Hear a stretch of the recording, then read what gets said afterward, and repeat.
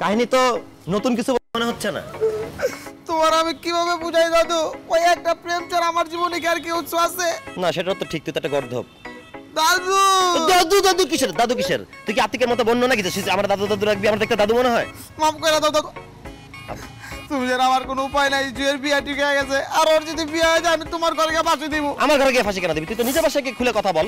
কেমনে কম? আমার বাপের যদি কই আমি বিয়ে করব, আমার বাপ আমার ত্যায্য করে দিব। তুমি আমার শেষ ভরসা, তুমি যেন আমার কোনো ভরসা নাই। আচ্ছা দাঁড়া, জুয়ের বিয়ে কবে? পরশু। তুই যদি জুইকে বাসায় গিয়ে ম্যানেজ দিস তাহলে জুই তোর জন্য পালাবে? কি কও না গো, জুই উড়া উড়া পালাইবো, ওই নিজে তো কষ্টের মধ্যে আছে। শিওর? শিওর।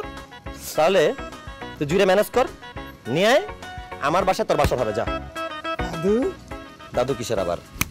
বললাম যে আমি ম্যানেজ করতেছি সবকিছু, তুই জুইরে ম্যানেজ কর, বাসাটা আমার বাসায় হবে, আমি দিয়ে দেব।